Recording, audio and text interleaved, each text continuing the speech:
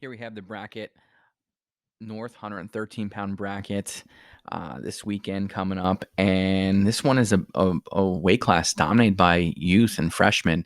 And, you have Mason Ziegler, top seed from Quakertown. He's 17-0 on the year. Luke Redder from Council Rock South, 13-3 is the 4 seed. The 3 seed, Sam Coons from Penridge. And then you have the 1-6 out junior Matt Milkowicz from Upper Perk, who's the 2 seed, return regional qualifier. But I believe this one is going to have some good semifinals matches with 3 of those freshmen, and those all 4 seeds, top 4 seeds, making to the semifinals out of that quarterfinal round. And with Ziegler being Ryder to make to the finals, and then Coons with the mild upset over Milkowicz to get into the finals as well against Ziegler, with Ziegler ultimately winning. Now let's jump down and take a look at the consolation bracket to see how this one probably might play out, or may play out, in order see who gets to regionals next week. And if Warner beating Kervick and Ragusa beating Evanston, and then you have Milkowicz and Ryder, who cross bracket out that's after their semifinal losses, with Milkowicz being Warner and Ryder being Ragusa. From there, I have Milkowicz beating Ryder. Sorry, I just didn't type it in. Should be of note here, Jake Warner from Abington has 1 match on the year. They had some COVID issues within the program that shut them down. It's hard to understand what you're going to get from him. He had an 0-1 record. He comes in as the 8th seed, but definitely an accomplished wrestler. Right now, if I'm going off of my gut feeling, is that there's not a whole lot of has not wrestled a whole lot of live competition. I think that might hinder him, and that's going to go the same for all the Abington kids. And then when I get to the South bracket, same thing. The Oxford guys, they're just in a bad, tough situation. It's not their fault. And I'm not slighting them because I don't think they're good wrestlers. I just think it's tough when you don't have a lot of matches in. No one has a lot of matches in. And to see some of these records from teams in the Suburban 1, they really made the most of their opportunities to get matches in. Quakertown did a phenomenal job of getting matches, and 17 matches compared to someone who's had 1. That's a huge difference. Just in getting in match shape, and just not just conditioning wise, but just being in that having that ability to where things happen, flow, as a point as opposite of having to think more about what you're going to do if your opponent does this. So it just, from that standpoint of preparation, I just think they have a leg up. But with Jake Warner, what he's done in the past, I wouldn't put it past him to find his way into regionals next week, because, like I said, he's a tough kid. He's been there before. So I want to make sure I pointed that out about Warner and get it out of the way. And I will mention my other videos where it does affect an Abington wrestler, or Unionville, Oxford, any of those programs that maybe started late or missed matches. Pottsgrove's in that mix too. They think they only have 4 matches, so I think it makes a huge difference. So that's just my 2 cents on that.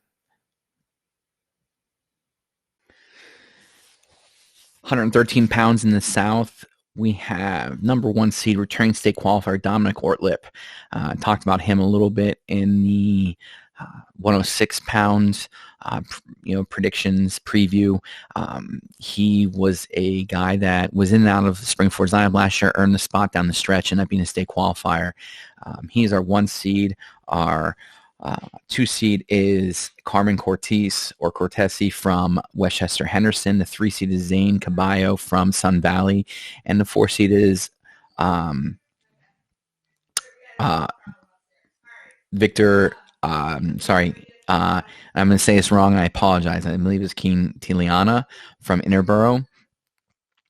And this weight class is one that has some good depth, very good quality depth, and there's a number of guys that can come out of this weight class. And I think Ortlip and Heimbach win in their first 2 matches, and Ortlip winning, and you see there Ortlip ultimately win the bracket. But I think Caballo beats Wutcher, and Cortez beats Neal from O&J in that first round. And you just look at this weight class in general. If we pause for a second, Cortez is a sophomore, Neal's a freshman, Wutcher's a freshman, Caballo's a sophomore. And, again, this is taking all the top kids in the South. And then you have Broom's a freshman, Heimbach's a sophomore, and then you have 2 juniors. I mean, we are all technically all underclassmen here. And with the exception of 2 juniors, and you're 6 of the 8. And I was talking about the youth movement in some of the other brackets. This is no different, and we're talking about of 28 schools. These are not a senior in this weight class, and I think it's a pretty good thing for that moving forward. So we have Caballo and then Cortez beating Caballo to get to the finals and ultimately losing to Ortlip. And we go down and look at the wrestlebacks and Bruman, Quintiliana from Interborough. He wins that one, sets up a match with Caballo. They have some history and a lot of common opponents. I'm going with Caballo from Sun Valley. Wutcher, Neal. I'm going with the freshman from Kennett and Wutcher, but that's, I think, a toss-up match. But we'll see. I think Wutcher has the advantage. Heimbach beating him and Heimbach beating Caballo to finish third. And then you have, your top 4 being Ortlip, Cortez, Ortlip from Springford, Cortez from Westchester Henderson, Heimbach from Boyertown, and Caballo from Sun Valley around the top 4. You could factor in, Quintiliana getting, or Lena, sorry, getting in over Caballo there. I think it's going to be this match between Heimbach and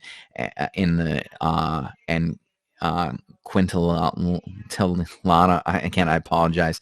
I think that's going to be a battle in the quarterfinals, and that one could go either way. And then if that goes the other way, the whole bracket changes in a sense, because then Heimbach stays up at the top, and Interborough wrestler ends up down at the bottom.